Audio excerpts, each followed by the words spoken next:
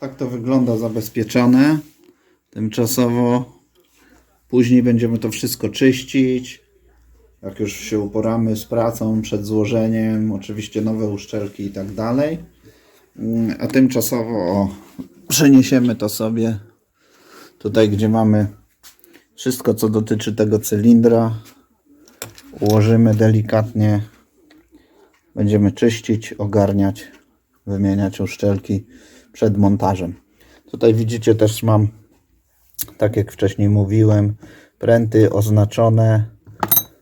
Tutaj sobie zrobiłem taką tymczasową numerację, ale oczywiście ciemny to jest wydechowy, jasny pręt to jest dolot powietrza, tylko ważna jest też pozycja, którą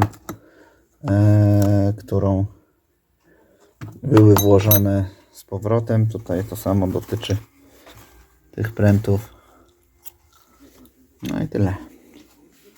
Ok, tą samą pracę należy wykonać na drugim cylindrze. Tylko znajdę narzędzia.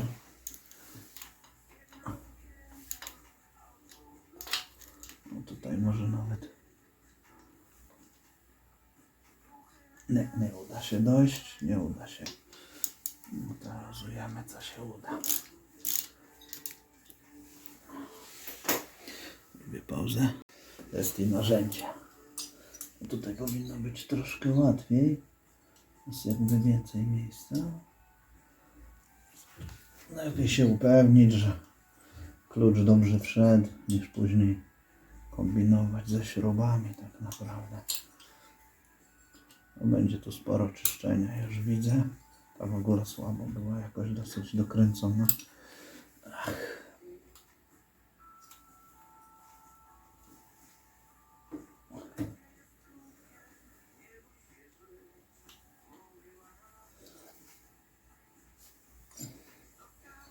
Tu musimy raczej z tej strony, bo ciasno jest, nie mam takich krótkich. Kurde. Busików dla tego combination.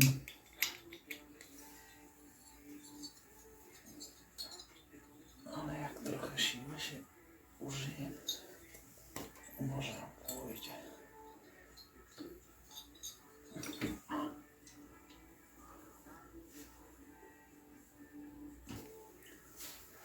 Wykręcamy. Naprawdę ktoś nie żałował tutaj w ogóle tego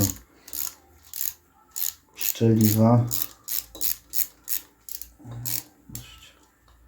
Albo wkręcił tak jak nie powinien.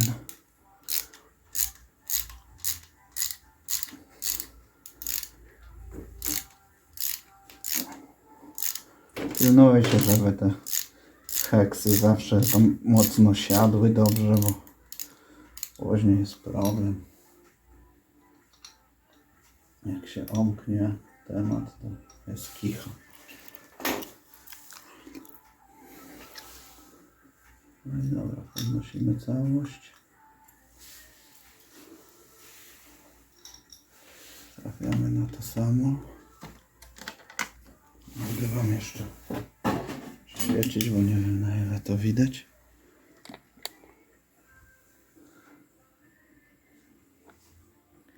O, będziemy ściągać. To samo. Obrywamy wąsy.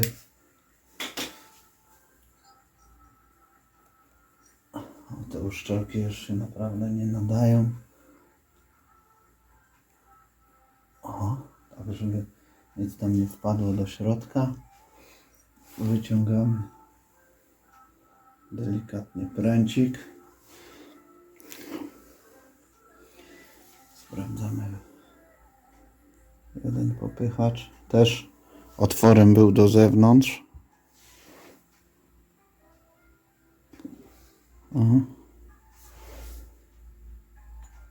Sprawdzamy go sobie.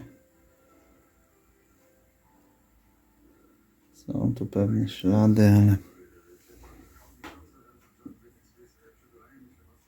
nie wiem, jak tutaj to aparat złapie, ale samo łożysko chodzi super. Motocykl ma 50 000.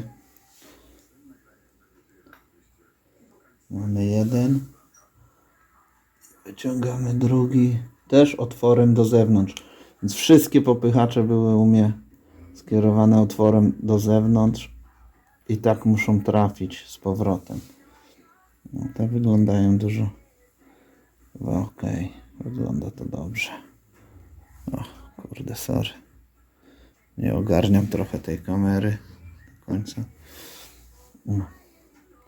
Tak samo muszą trafić z powrotem. Same łożyska chodzą ok. Tutaj nie ma zastrzeżeń. Żadnych dziwnych dźwięków. Tak samo zabezpieczone w swoich pozycjach. Trafiają do koszyka,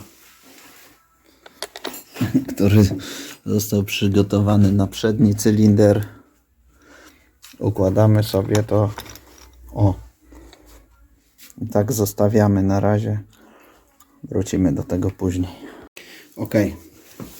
Dobra, będziemy podchodzić do demontażu tych kół zębatych. Ja tu już wcześniej sobie wbiłem blokadę. Koła są zablokowane. Dodatkowo z racji tego, że mam motocykl podniesiony na podnośniku, to żeby przyblokować koło, podstawiłem sobie dodatkowy tutaj lewarek i podniosę go delikatnie na tyle, żeby jeszcze dodatkowo zablokować i zabezpieczyć to koło.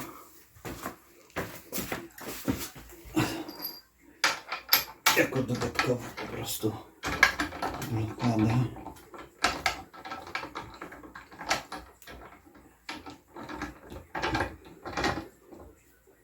Motocykl jest na 5. biegu, więc powinno być ok.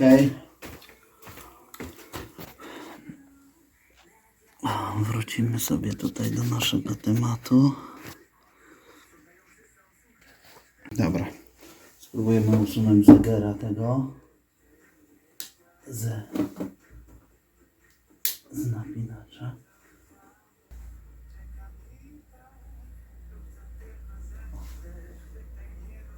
Mamy go.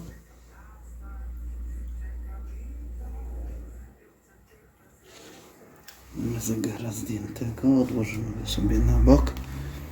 Dobra, mając już to zabezpieczone, motocykl na biegu, spróbujemy poluzować tą śrubę na 9/16. Poszło.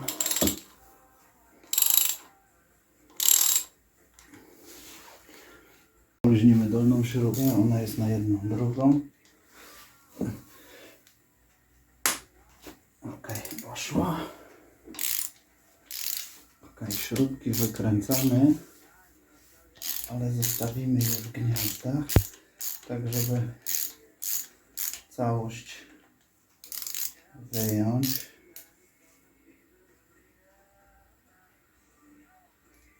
To jest śruba z podkładką. Delikatnie ją tutaj załapię. Odkręcę górę.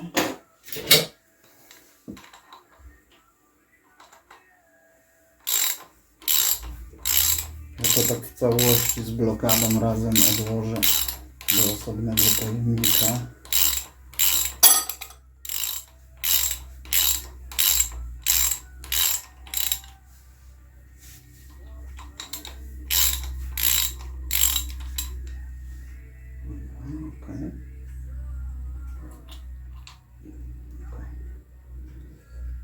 Na razie tak zostawimy.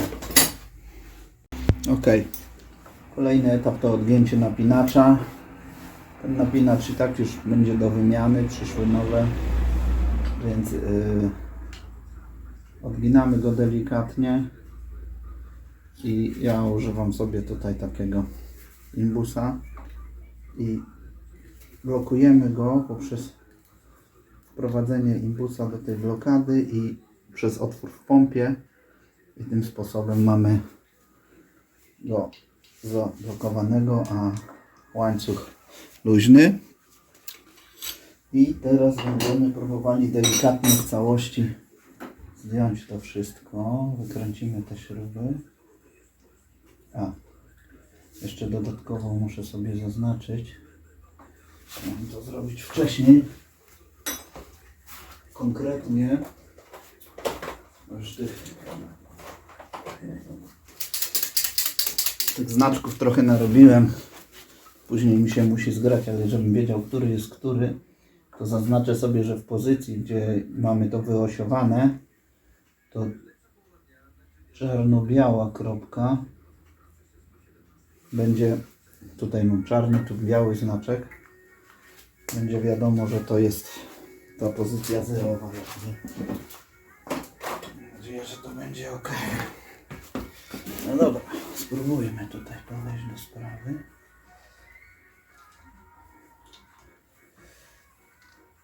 Tutaj jest na wielowe puście. Kotka wyleciała. Ok, jest to ustawione dobrze. Dobra. Tu grubą podkładeczkę. Czyli to. Trzeba to tak trochę tutaj wypracować w całości. Ale nie idzie to tak sobie lekko. Teraz tu weźmiemy jakieś narzędzie, żeby to delikatnie podważyć. Bardzo delikatnie, żeby tutaj nic nie uszkodzić. Tutaj na tym płaskim wielowypuście tam mocno dosyć siedzi. Ten górny zejdzie. Widać, że już się tu zsunął. Trzeba to zrobić w taki sposób, żeby po prostu nie przeskoczyło nic. No dobra, będę zobaczył.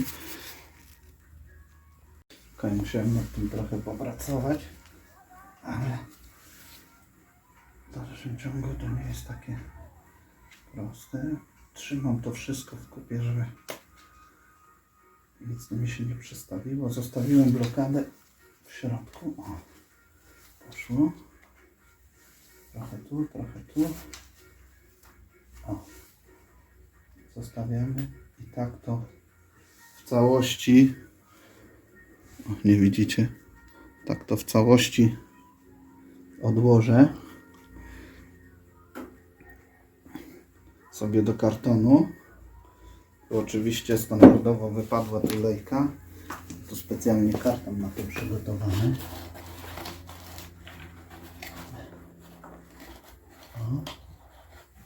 Nie będę tego ruszał, później to jeszcze zabezpieczę taśmą.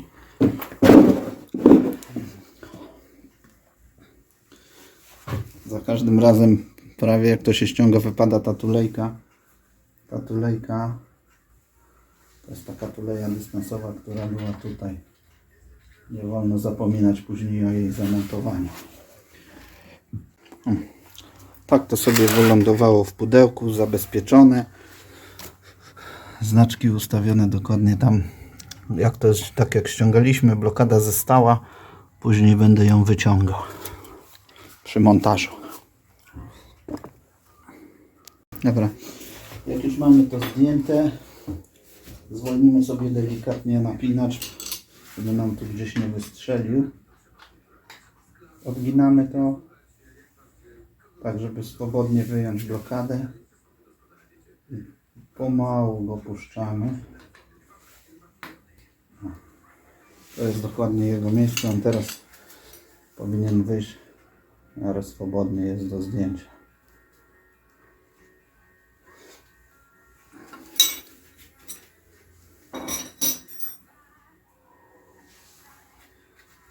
Tak to wygląda. No niestety to już nie wygląda za dobrze. Tył będzie jeszcze gorszy. Dobra, bierzemy się za dalszą robotę. Coś mi się nie nagrał film poprzedni. Wyjęłem napinacz, trochę go przetarłem. Patrzcie, tak wygląda mniej więcej po 50 000. No już takie ślady zużycia dość solidnie. Tylnie jest jeszcze gorszy.